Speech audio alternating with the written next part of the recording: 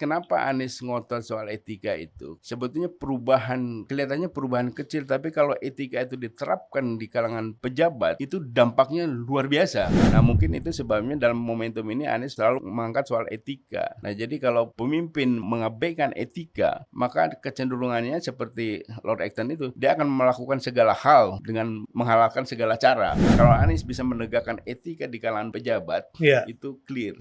Nah, jadi sekarang ini menurut saya kalau ada penjaga moral, penjaga etika, ya kita nggak akan serusak-rusak inilah.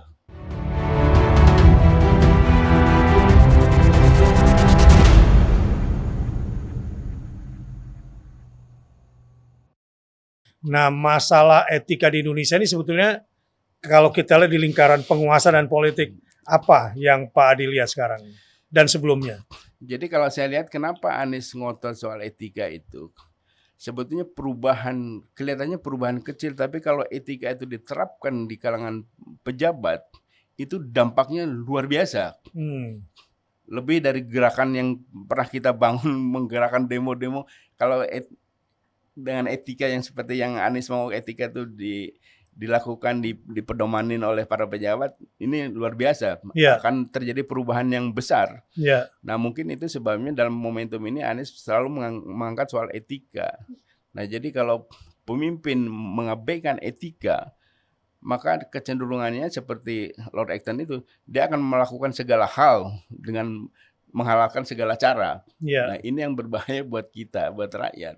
Makanya 2 kali debat itu poin etika penting.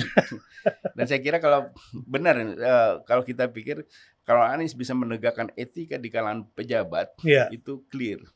Nah, yang menarik itu kalau kita flashback, saya dulu ingat almarhumah Ibu Tien Soeharto.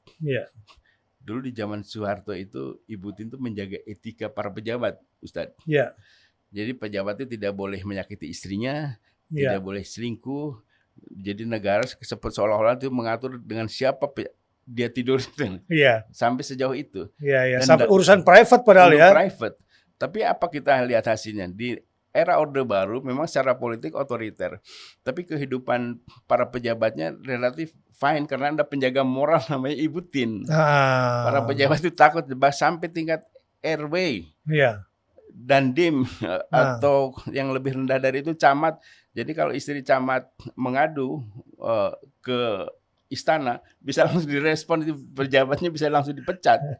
Jadi sangat ketakutan waktu itu, dan ada penjaga pengontrol moral itu, Ibu Tien itu. Nah, jadi sekarang ini menurut saya kalau ada penjaga moral, penjaga etika, ya kita nggak akan serusak-rusak inilah. Jadi memang apa yang telah berjalan di Indonesia ini sebetulnya sudah adalah standar-standar etik sebagai seorang penguasa, sebagai seorang pejabat ya, terutama pejabat publik. Nah, tentang diulangnya 2 kali itu dalam debat, memang Pak Anies melihat apa sih di situ? Saya curiga Pak Anies melihat kalau hal ini ditoleransi, kemudian menjadi kebiasaan lagi pada saat dia nanti berkuasa, ini akan menjadi bumerang buat dirinya. Jadi lu dulu nggak mempersoalkan soal etika nih, kalau menyimpang nih diam aja nggak ada masalah. Dia menjadi bumerang sehingga menurut saya apa yang akan perubahan yang akan dilakukan oleh Anies itu akan memenuhi banyak hambatan.